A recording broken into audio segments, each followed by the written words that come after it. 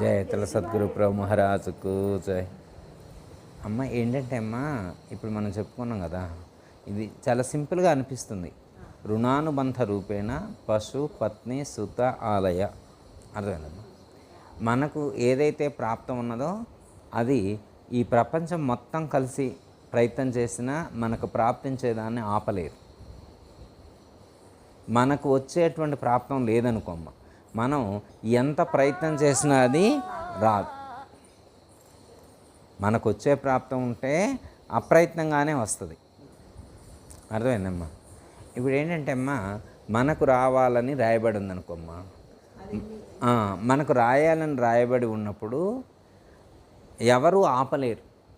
ఈ ప్రపంచంలో మనకు రావాలని రాయబడి ఉన్నటువంటి దాన్ని ఎవరు ఆపలేరు.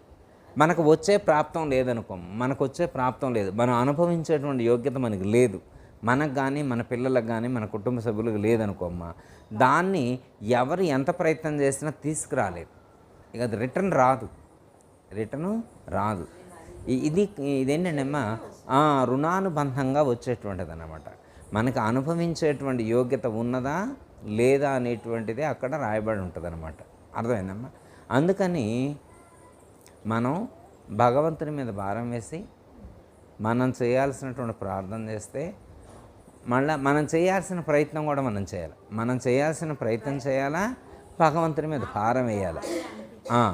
ఈ రెండు చేసినప్పుడమ్మా మనకు వచ్చేది ఇవన్నీ ఏంటంటే అమ్మా, మనం గత జన్మలో వాళ్ళకి రుణపడి ఉంటే ఇప్పుడు పోతుంది వాళ్ళకి. ఎందుకంటే అమ్మా, ఇప్పుడు పోయిన జన్మలో మనం వాళ్ళ దగ్గర తీసుకున్నాం, మనం తీసుకున్నాం అనుకోము, ఈ జన్మలో వాళ్ళు తీసుకుంటారు. దీన్ని ఏమంటారంటే యాక్షన్ అండ్ రియాక్షన్. మనం గత జన్మలో చేసిన దానికి ఈ జన్మలో అది ప్రతిఫలం. గత జన్మలో మనం చేసిందే ఈ జన్మలో అనుభవిస్తూ ఉన్నాం. కొత్తది ఏమీ లేదు. గత జన్మలో సర్కిల్ లాగా తిరుగుతూ ఉంటుంది. అయితే మనం అనుభవించాల్సిన కర్మఫలం మన దగ్గర వచ్చి ఆగుద్ది. అది మనమే అనుభవించాలి. మనం కాకుండా ఇక అనుభవించేటువంటి వాళ్ళు వేరే ఎవరు ఉండరమ్మా. మనమే అనుభవించాలి. ఈ ప్రపంచంలో ఎవరి కర్మఫలాన్ని వారే అనుభవించాలి, ఇంకొకళ్ళు అనుభవించరు. మిగతా వాళ్ళందరమ్మ ప్రేక్షక పాత్ర వహిస్తారు. సపోజ్ ఉదాహరణకమ్మా, ఒక ఆయన కోటీశ్వరుడు ఉన్నాడమ్మా. ఆయనకి 100 కోట్ల ఆస్తి ఉంది. ఆయన కాలు మీద కాలేసుకొని బ్రతికే మనిషి. అర్థమైందమ్మా? దాదాపు ఇంట్లో ఒక 20 మంది పనోళ్ళు ఉన్నారు. ఇంట్లో 20 మంది రకాల పనులు, ఏ పని చేసేవాళ్ళు అది చేస్తుంటారు. ఆయన కానీ, ఆయన భార్య కానీ, ఫ్యామిలీ మెంబర్స్ కానీ అసలు కుర్చీల మీద నుంచి దిగరు, మంచాల మీద నుంచి దిగరు అనమాట. కోట్ల ఆస్తి ఉంది. టిఫిన్ నోటికాడికి వచ్చింది. అర్థమైందమ్మా? భోజనం నోటికాడికి వచ్చింది, మంచినీళ్ళు నోటికాడికి వస్తాయి, మసాజ్ సెంటర్లు, ఏదంటే అది వాళ్ళు ఎంత లగ్జరీ లైఫ్ మెయింటైన్ చేస్తూ ఉన్నారు. అర్థమైందమ్మా? ఇప్పుడు ఆయనకి యాక్సిడెంట్ అయింది, కాలు ఫ్రాక్చర్ అయింది. ఇప్పుడు హాస్పిటల్లో అడ్మిట్ చేశారు. ఇప్పుడు 20 మంది డాక్టర్లను పిలిచిండు.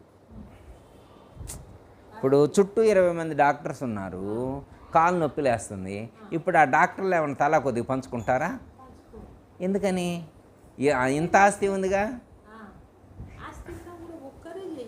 అదిగో, ఎంత ఆస్తి ఉన్నా కానీ, చుట్టూ ఎంతమంది బలగం ఉన్నప్పటికీ కూడా, చుట్టూ ఎంతమంది మార్బలం ఉన్నప్పటికీ కూడా, మార్బలం ఎంతమంది ఉన్నప్పటికీ కూడా, ఎంత ధనం ఉన్నప్పటికీ కూడా బాధను పంచుకోవేది కాదు. బాధ ఎవరు చేసింది వాళ్ళే అనుభవించాలి. దీనికి ఛాన్స్ లేదు, సెకండ్ థాటే లేదు. అర్థమైందమ్మా? 100 వైద్యులున్నను బొందిన పగనేరునా, ఎందుకుర ఈ దేహముపై భ్రాంతి వీడర మానవాజికనైన నీవు మాయ పనులను మానుకొని గురుబోధ చేమకి జన్మలెత్తుట అపరిమిత ధనరాశులున్నను ఆపలేవిక ప్రాణమున్. అర్థమైందమ్మా? ఈ ప్రపంచంలో ఎంత ఉన్నా కానీ ఎవరి కర్మఫలాన్ని వాళ్ళే అనుభవించాలి. అర్థమైందమ్మా?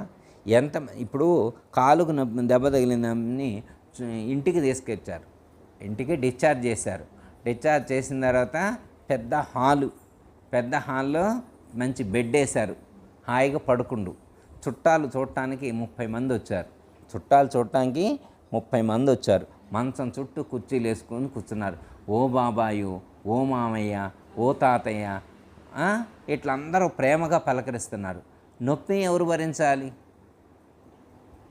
నొప్పి ఏ బాబాయ్ తీసుకుంటాడు, ఏ తమ్ముడు తీసుకుంటాడు, ఏ అన్నయ్య తీసుకుంటాడు? ఈ ప్రపంచంలో నొప్పిని నొప్పి అంటే ఏంటి? కర్మఫలాన్ని అట్లా షేర్ చేసుకునే ఛాన్స్ ఇంకొకళ్ళకి లేదు. కర్మఫలాన్ని వేరే వాళ్ళకి పంచుకోవటం అనేటువంటిది ఇంకొకళ్ళకి లేదు. ఎవరి కర్మఫలం వాళ్ళే అనుభవించాలి, ఇంకొకళ్ళకి అవకాశమే లేదు. మనకి గురువుగారు ఒక మాట చెప్తారమ్మా, కర్మ తప్పక బ్రహ్మ విష్ణు ఈశ్వరులు చిక్కుబడిరి. కర్మ తప్పక బ్రహ్మ విష్ణు ఈశ్వరులు చిక్కుపడిరి.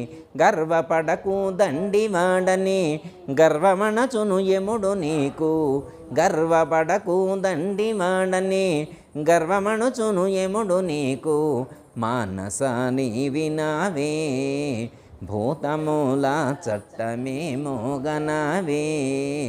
కర్మ తప్పక బ్రహ్మ విష్ణు మహేశ్వరులే చిక్కులో పడ్డారు. కర్మఫలాన్ని అనుభవించటం బ్రహ్మ విష్ణు మహేశ్వరులకు కూడా తప్పలేదట. మానవ మాత్రం మనం ఎంత తల్లి? అర్థమైందమ్మా? మనం కూడా కర్మఫలానికి లోబడే జీవించవలసి ఉంది. అయితే కర్మఫలాన్ని అనుభవించాలి. కాకపోతే ఏంటంటే మనం దైవానుగ్రహాన్ని పొందినప్పుడు మన యొక్క ప్రయత్నపూర్వకంగా, అది మంత్రస్మరణ ద్వారా కానీ, మంత్ర జపం ద్వారా కానీ, ఉపాసన ద్వారా కానీ, పూజ ద్వారా కానీ, ధ్యానం ద్వారా కానీ, ఇంకా సేవ ద్వారా కానీ, దాన ధర్మాల ద్వారా కానీ, ఒక సత్కార్యక్రమాన్ని మనం చేసినప్పుడు, కొంత పుణ్యబలాన్ని మనం పొందినప్పుడు, ఆ పుణ్యఫలం వల్ల కొంత ఉపశాంతి కలుగుద్ది. ఆ బాధ యొక్క తీవ్రత తగ్గుద్ది. మనం పడేటువంటి ఆ బాధ ఉంటుంది కదమ్మా, ఆ బాధ యొక్క తీవ్రతను తగ్గించుకునేటువంటి అవకాశం ఉంటుంది. కర్మఫలం యొక్క తీవ్రతను తట్టుకునే శక్తి పెరుగుద్ది. కర్మఫలం అయితే అనుభవించాలి, కానీ ఆ తీవ్రతను తట్టుకునేటువంటి స్టెబిలిటీ మనకిస్తారు పరమాత్మ, ఆ శక్తి మనకిస్తారు. అర్థమైందమ్మా? కర్మఫలం అయితే ఖచ్చితంగా అనుభవించాల్సిందే, కానీ తీవ్రత తగ్గుద్ది. మనకి చెప్తారు కమ్మా, గొడ్డలతో పోయేదాన్ని గోటుతో తీసేస్తారు అంటారు. విన్నారమ్మా సామెత? పెద్దదాన్ని చిన్నగా చేసేస్తారు, పెద్ద ప్రమాదాన్ని అలా చిన్నగా తీసేస్తారు. మనకి యాక్సిడెంట్ అయిందమ్మా, యాక్చువల్గా యాక్సిడెంట్ అయినప్పుడు వాడికి కాళ్ళు చేతులు మొత్తం మంచాన పడాలన్నమాట.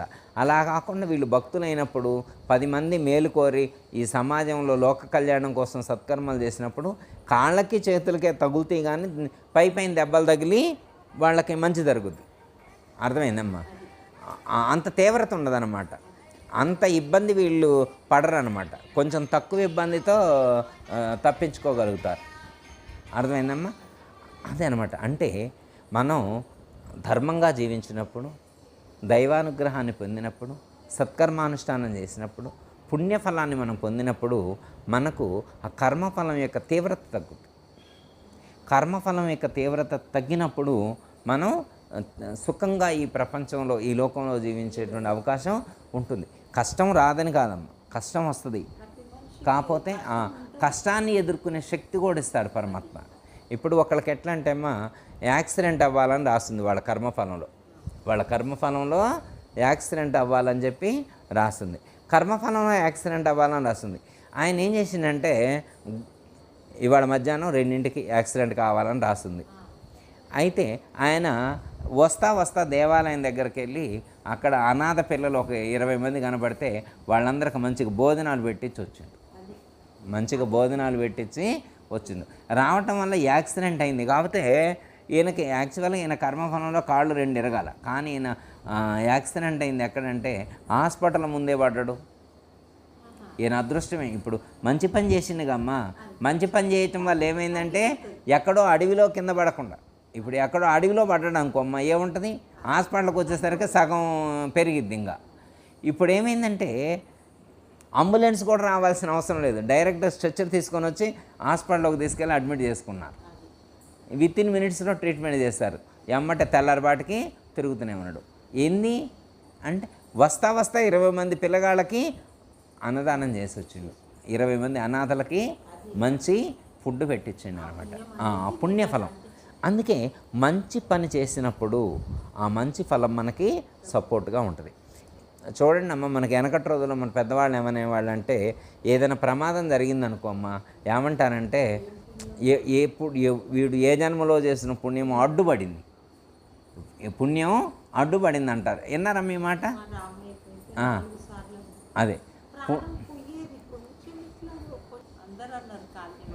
అదే పుణ్యం అడ్డుపట్టం అంటే ఇదేమ్మ. పుణ్యం అడ్డుపట్టం అంటే మనం ఎప్పుడు ఏ జన్మలో చేసిందో, ఈ జన్మలోది కావచ్చు, గత జన్మలోది కావచ్చు, అంతకు ముందు జన్మలోది కావచ్చు, మనం చేసినటువంటి పుణ్యం మనకు అడ్డుగా వచ్చి నిల్చొని మనకు వచ్చేటువంటి ప్రమాదాన్ని ఆపుద్ది, మనకొచ్చే ప్రమాదాన్ని ఆపుద్ది. ఇది ఎవరు చెప్పారు? భగవద్గీతలో శ్రీకృష్ణ పరమాత్మే చెప్పారు. మనం సత్కర్మ చేస్తే ఆ సత్కర్మ యొక్క ఫలం మనకి సపోర్ట్గా ఉంటుంది, కాబట్టి మీరు సత్కర్మానుష్ఠానం చేయండి అని చెప్పారు. సత్కర్మానుష్ఠానాన్ని ప్రోత్సహించారు. నిష్కామ కర్మ అన్నారు, ప్రతిఫలాన్ని ఆశించకుండా సత్కర్మలు చేయమన్నారు. కర్మ చేయకుండా ఉండే అవకాశం లేదా అమ్మ? కర్మలు చేయాలి, కాకపోతే ఏంటంటే సత్కర్మలు చేయాలి. సత్కర్మలు కూడా ఎలా చేయాలంటే ఏ కోరిక లేకుండా, ప్రతిఫలాన్ని ఆశించకుండా. మనం చేయాల్సింది మనం చేస్తే ఆయన ఇవ్వాల్సింది ఖచ్చితంగా ఆయన ఇచ్చి తీరుతారు. మనం అడిగితే అడిగినంత ఇస్తారు, అడగకపోతే అనంతంగా ఇస్తారు అంటారు. అడిగితే అడిగినంత ఇస్తారు, అడగకపోతే అనంతంగా ఇస్తారని కూడా చెప్తారు. అయితే అలా ఇస్తారు అనే నమ్మకం మనకు ఉండాలి. నమ్మకుంటే, ఇప్పుడు భగవంతుడి మీద నమ్మకం ఉంటే ఎవరు కూడా అలా మాట్లాడరమ్మ. ఇప్పుడు చాలామంది అమ్మ నాకేమి ఇచ్చిండు దేవుడు, ఏమి ఇచ్చిండమ్మ, అన్ని అప్పులేగా ఇచ్చింది. అప్పులు దేవుడు ఇచ్చిండా మనం చేసినామమ్మ? నాకు ఈ జబ్బు ఆయన ఇచ్చిండండి, జబ్బు ఆయన ఇచ్చిందా మనం తెచ్చుకున్న జబ్బులు. కొన్ని జబ్బులు స్వయంకృతమమ్మ. ఏమంటారంటే స్వయంకృత అపరాధం అంటారు. స్వయంగా వాళ్ళంతా వాళ్ళు చేసుకున్నాయి, స్వయంగా వాళ్ళంతా వాళ్ళు చేసుకున్న వాటిని స్వయంకృత అపరాధాలు అంటారు. కొన్ని కర్మఫలాలు ఏంటంటే ఖచ్చితంగా మనం అనుభవించాల్సినవి ఉంటాయి.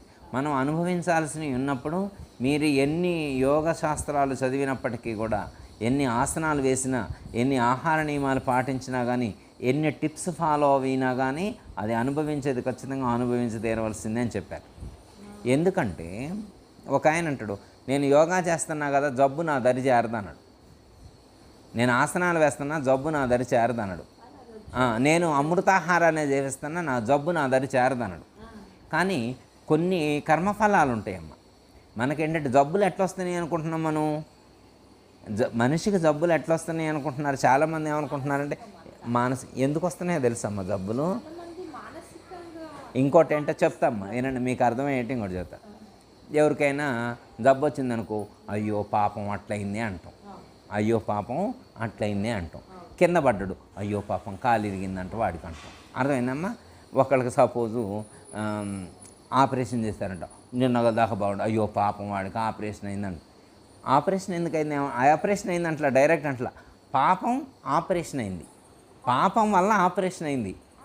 అయ్యో పాపం కింద పడ్డాడు, పాపం వల్ల వాడు కింద పడ్డాడు. మామూలుగా పడ్డవాడు పాపం అని అంటారమ్మా?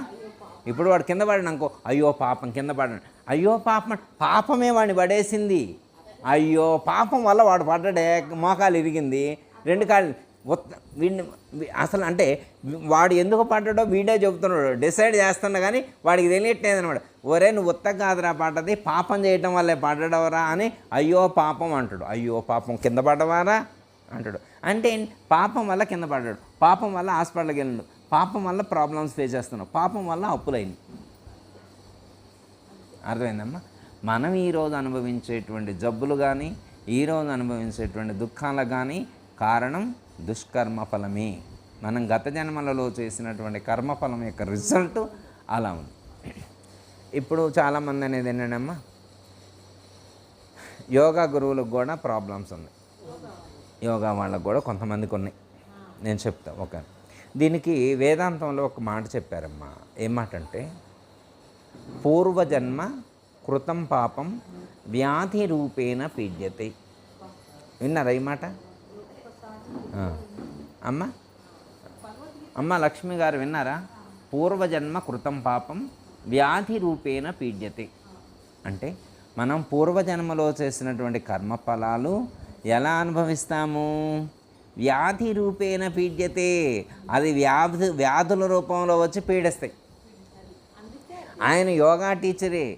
ఆయనకి ఎందుకు కడుపు నొప్పి వచ్చింది? పూర్వజన్మ సుకృతం. అది పూర్వజన్మ కృతం పాపం. అర్థమైందమ్మా? ఆయనకి మరి హార్ట్ ప్రాబ్లం ఎందుకు వచ్చింది? ఒక యోగా గురువు గారికి స్టంట్ ఎందుకు వేశారు? పూర్వజన్మ కృతం పాపం. మరి ఒక యోగా గురువు గారికి స్పాండ్లైటిస్ ఎందుకు వచ్చింది? పూర్వజన్మ కృతం పాపం. అర్థమైందమ్మా? ఒక యోగా గురువు గారికి కిడ్నీ ప్రాబ్లం ఎందుకు వచ్చింది? పూర్వజన్మ కృతం పాపం. అర్థమైందమ్మా? అంటే ఒకడు బిర్రుగా తిని గుర్రు పెట్టి నిద్రపోతున్నాడు, వాడికి ఏ జబ్బు లేదు. ఒకడు అన్ని అమృతాహానం దేవిస్తాడు, ఎన్ని రూల్స్ మెయింటైన్ అవుతాడు అనమాట. ఆయిల్ ఫుడ్ తీసుకోడు, ఏం తీసుకోడు అనమాట, ప్రశాంతంగా హాయిగా ఉన్నాడు. ఒకడు అన్ని రూల్స్ ఫాలో అయ్యేవాడు హాస్పిటల్లో ఉన్నాడు, ఏమి రూల్స్ ఫాలో ఉన్నాడు, ఆరాంగా తిరుగుతున్నాడు. మాకు ఎంత చెప్పిద్దాం అనమాట, రూల్స్ ఏం అవసరం లేదంటది. అర్థమైందమ్మా? ఇవన్నీ మనకు అవసరమా అంటది. అంటే మరి ఈ లెక్కలో చూస్తే అవసరం లేదు. అదే చెప్పిద్ది అనమాట, సూత్రం అదే చెప్పిద్ది అనమాట మా అక్కయ్య గారు. పూర్వజన్మ కృతం పాపం వ్యాధి రూపేణ వేడిదే.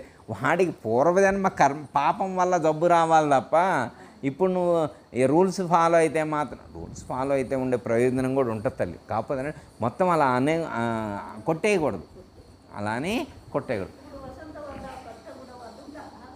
ఇప్పుడు మనం ఈ భగవద్గీతలో మరి శాస్త్రంలో అదే చెప్పింది. పూర్వజన్మ కృతం పాపం అంటే పూర్వజన్మలో చేసినటువంటి పాపం వల్ల వచ్చేటువంటి ఫలితాన్ని అనుభవించక తప్పదు, అనుభవించవలసిందే. అంటే ఎవరు అనుభవించవలసింది వాళ్ళు ఖచ్చితంగా అనుభవించి తీరవలసిందే. దాన్ని ఆపడం ఎవరి వల్ల అవ్వదు.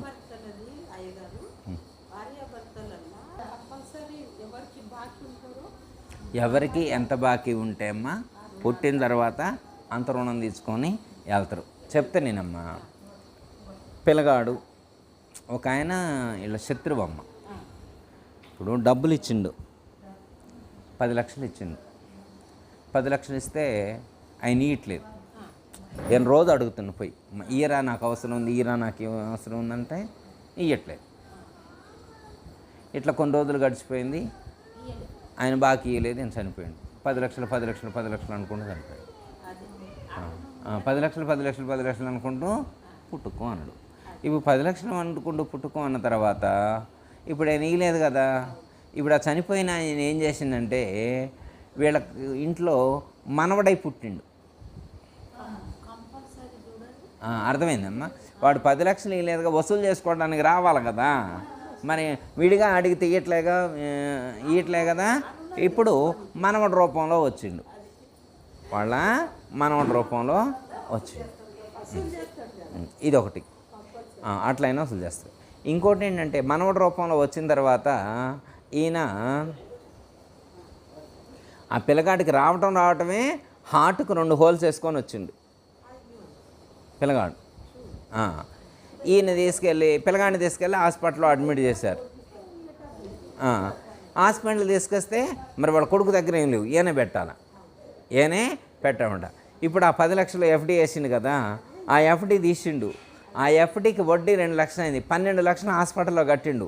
12 లక్షలు ఎప్పుడైతే ఆయన బిల్లు కట్టిండో ఆ హాస్పిటల్ ట్రీట్మెంట్ అయిందో ఆ పిల్లగాడు ఏమంటే పుట్టుకోన్నాడు, పోయిండు. 12 లక్షలు అయిపోయింది కదా, బాకీ తీర్చుకుండు కదా. ఇక వచ్చింది దేనికి? డబ్బుల కోసం వచ్చిండు పిల్లగాడు. మరి అడిగితే ఇస్తున్నాడు, అడిగితే ఇటలేదు కదా, మనవడై పుట్టిండు, 12 లక్షలు వసూలు చేసుకొని పోయిండు. మనం ఇవ్వకపోతే, అందుకే అమ్మా ఎప్పుడు ఎక్కడ ఎవరికి రుణపడి ఉండకూడదు, ఎవరికి ఎప్పుడు రుణపడి ఉండకూడదు, రుణం తీర్చుకోవాలి. అర్థమైందమ్మా? రుణం తీర్చుకోవాలి. ఎక్కడ ఎవరికి బాకీ పడకూడదు తల్లి. ఉన్నంతలోనే సరిపెట్టుకునేటువంటి ప్రయత్నం చేయాలి. అట్లా. అందుకనే రుణం అనేటువంటిది ఎట్లాంటిదంటే అమ్మ, వడ్డీకి వడ్డీకి వడ్డీ వడ్డీ వడ్డీ వడ్డీ పెరిగి మనకు చక్రవడ్డీలే మనకు దుఃఖాన్ని కలిగించేటువంటి అవకాశం ఉంటుంది. అది తీర్చకపోతే జన్మ జన్మలకైనా కానీ దాన్ని కంపల్సరీ అట్లమ్మ. కొన్ని కొన్ని మనం అనుభవించవలసి ఉన్నటువంటివి ఖచ్చితంగా అనుభవించి తీరవలసిందే. చిన్న ఎగ్జాంపుల్ ఒకటి చెప్తామ్మా, అంతే అమ్మ. చిన్న ఎగ్జాంపుల్ ఒకటి చెబుతా, మీకు విన్నదే అయ్యి ఉండొచ్చు, అయినా మళ్ళీ ఒకసారి గుర్తు చేస్తా. ఏంటంటే ఒక ఊళ్ళో గురువు గారు ఉపన్యాసం చెబుతున్నాడు.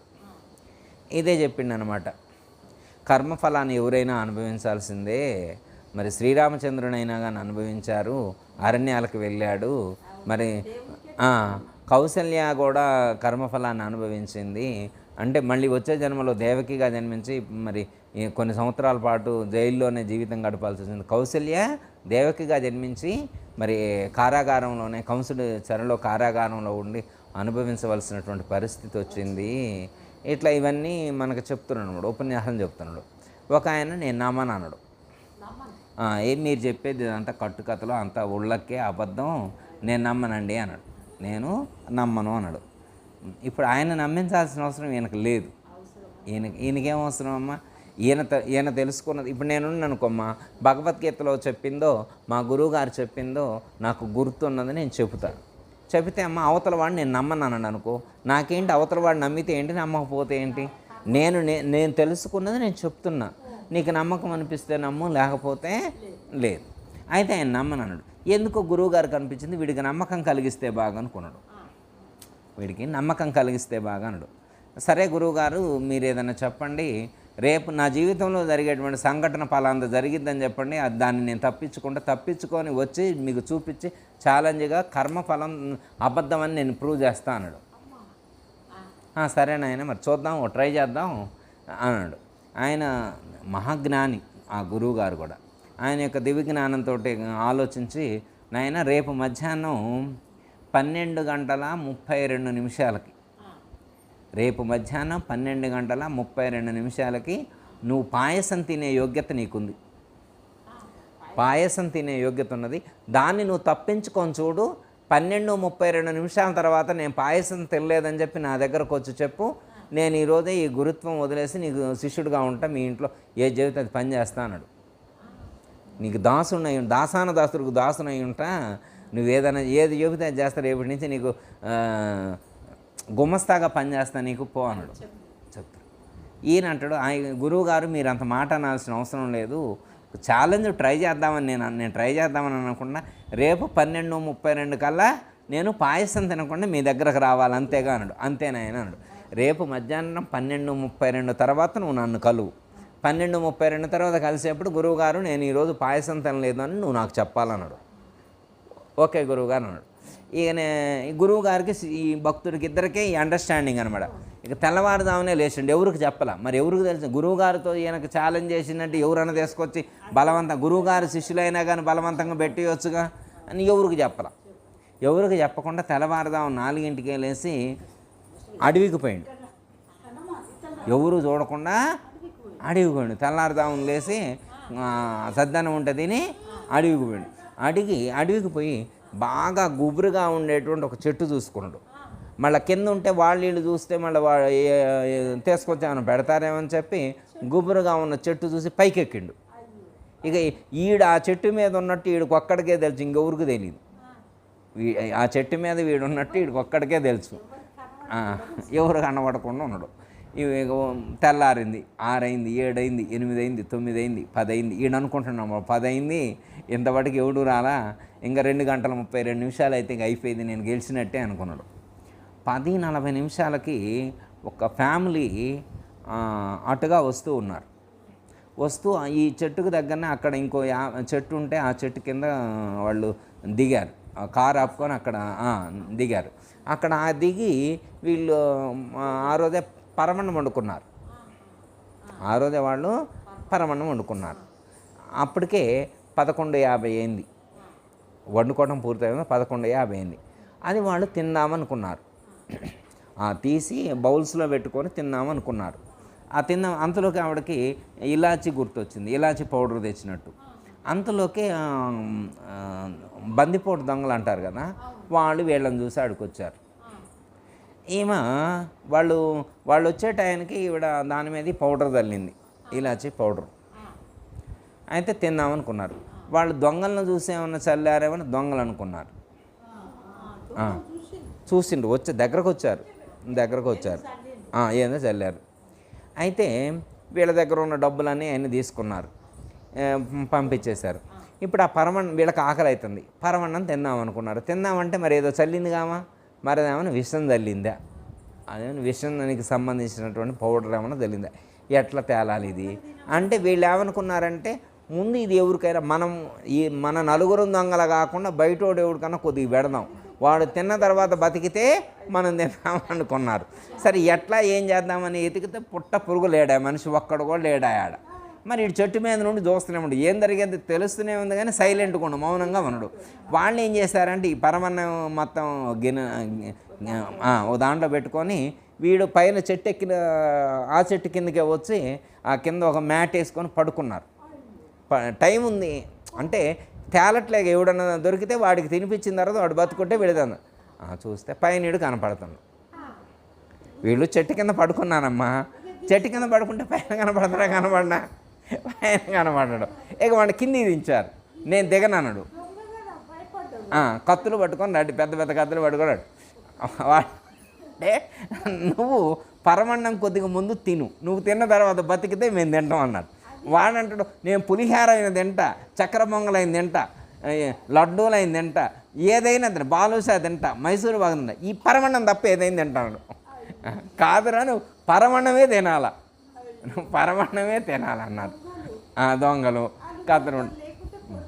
ఇక వాడికి ఇష్టంతో పని ఉందా, వాడి ఇష్టంతో పని లేదు. తినటం తినకపోవడం వాడి ఇష్టంతో పని లేదు. బలవంతంగా వాడితో పరమన్నం తినిపించారు. తినిపించడంలోనే ఎమ్మటే అలారం మోగింది 12:30. 12:30 అలారం మోగింది. పరమన్నం తిన్న తర్వాత వీడు బతికే ఉండు. అప్పుడు దొంగలు వీడిని వదిలిపెట్టే, పోరా నీ బతుకు పో అని అన్నారు. ఆ మిగిలిన పరమన్నం వాళ్ళందరూ హాయిగా తిని వాళ్ళ తారిని వాళ్ళు. అప్పుడు వీడు గురువు గారి దగ్గరకు వచ్చి, గురువుగారండి మీరు చెప్పింది సత్యం, అంటే నేను ఈరోజు పరమన్నం తినాలి అనేటువంటి కర్మఫలం నా జీవితంలో రాసుందని చెప్పాను, అది ఖచ్చితంగా నేను అనుభవించాను. నేను ఎన్ని ప్రయత్నాలు చేశానో తప్పించుకుందామని, అది అంటే అమ్మ నేను ఎన్నో ప్రయత్నాలు చేశాను తప్పించుకుందామని, నా వల్ల అవ్వలేదు.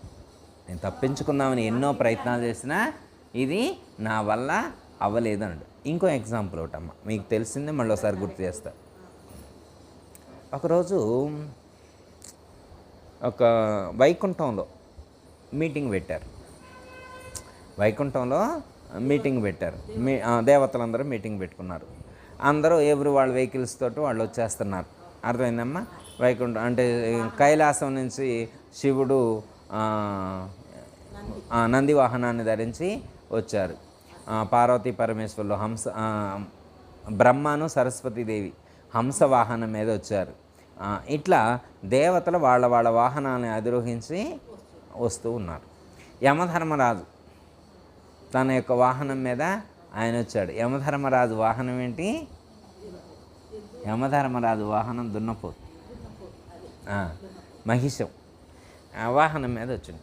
ఆయన వస్తూ ఉన్నప్పుడు బయట ఒక చెట్టు మీద ఒక పక్షి కనపడింది. పక్షి, ఒక చిన్న బర్డ్. అది చాలా క్యూట్గా ఉంది. చూస్తూనే కన్ను అర్పైతే కాకుండా ఉన్నట్లుగా ఉంది. అయితే ఆ వైకుంఠం బయటే గరుత్మంతుడు ఉన్నాడు. గరుత్మంతుడు విష్ణుమూర్తి వాహనం బయట ఉన్నది. ఈ యమధర్మరాజు ఆ పక్షిని చూడటం గమనించండు గరుత్మంతుడు. ఏంది ఈయన దృష్టి, యముడు దృష్టి ఆ పక్షి మీద పడ్డది, పాపం చిన్న పక్షి, అదేం బతికిద్ది అనుకున్నాడు. యమధర్మరాజు లోపలికి వెళ్ళేసరికి గరుత్మంతుడు అనుకున్నాడు, దీన్ని ఎట్లయినా కాపాడాలా అని. బయటకు వచ్చేసరికి దీని ప్రాణాలు కాపాడాలా, ఆయన కంట పడకుండా చేయాలి.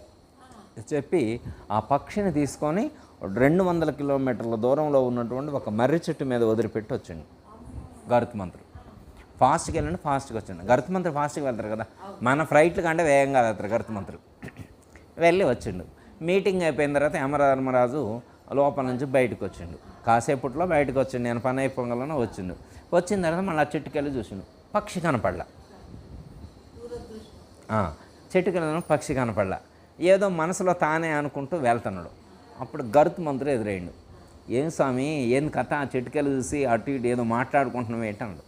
ఏమి లేదు నాయన, నేను ఇందాక లోపలికి వెళ్ళేప్పుడు ఒక పక్షి కనిపించింది ఇక్కడ, దాని గురించి నేను ఆలోచిస్తూ ఉన్నా, పని అయిపోయిందిలే అన్నాడు. పని అయిపోవటం ఏంటన్నాడు. పని అయిపోవటం ఏంటన్నాడు మళ్ళీ గరుత్మంతుడు. ఏం లేదు నాయన, ఇక్కడ ఉన్న చిన్న పక్షి కాదా ఇది, ఇది 200 కిలోమీటర్ల దూరంలో ఉన్నటువంటి ఒక కొండ చిలువకు లేదా ఒక పాముకి ఆహారంగా మారాలని దాని తల మీద రాస్తుంది. దాని తల మీద 200 కిలోమీటర్ల దూరంలో ఉన్నటువంటి పాముకి ఇది ఆహారంగా మారాలని ఉంది. మరి ఇది అంత స్పీడ్గా ఎట్లా ఎగరగలిగిద్దా అని నేను అనుకున్నా.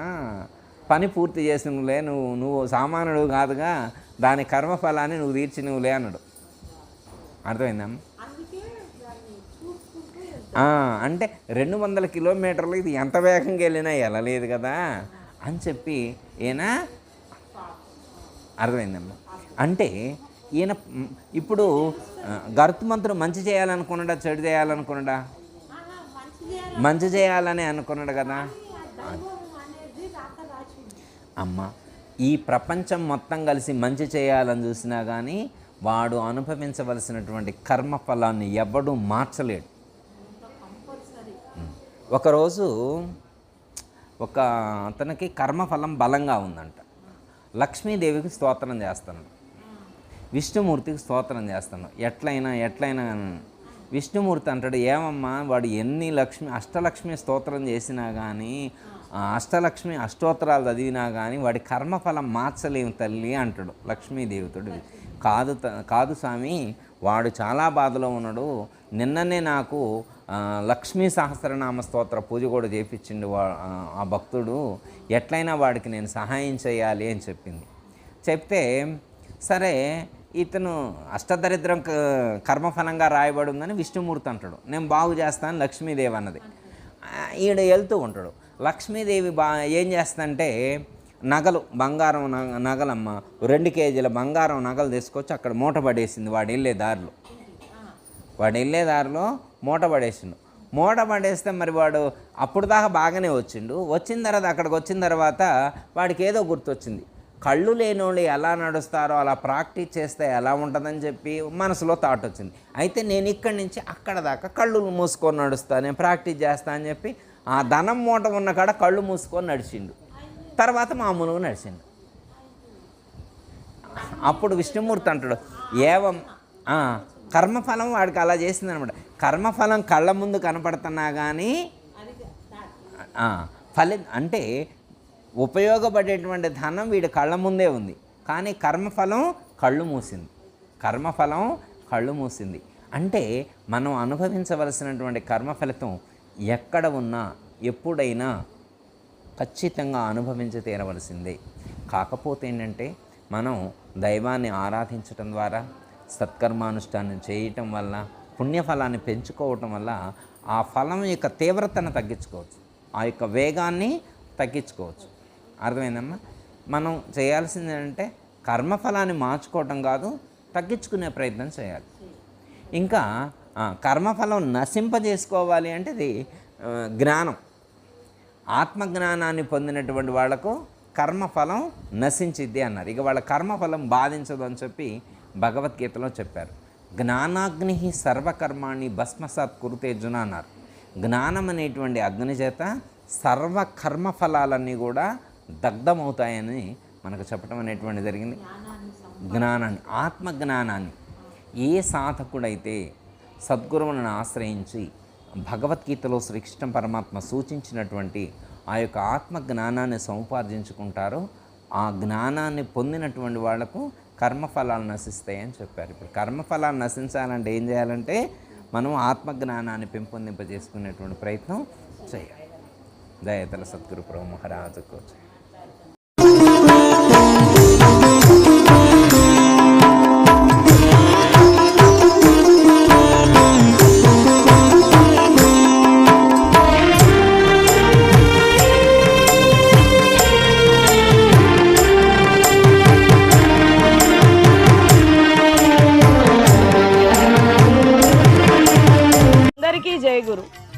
మరిన్ని ఆధ్యాత్మిక రహస్యాల కోసం అచల బోధ, ఆత్మబోధ, భగవద్గీత, అలాగే పండుగల్లో దాగిన అర్థాలు, అంతరార్థాల కోసం మరియు యోగము, ధ్యానము మొదలైన అనేక ఆధ్యాత్మిక తెలుగు ప్రవచనాల కోసం క్రింద ఉన్నటువంటి రెడ్ కలర్ సబ్స్క్రైబ్ బటన్ను క్లిక్ చేయండి.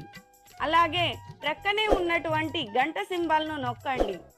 అలాగే ఈ వీడియో మీకు నచ్చినట్లయితే లైక్ చేయండి మరియు షేర్ చేయండి. జై గురు.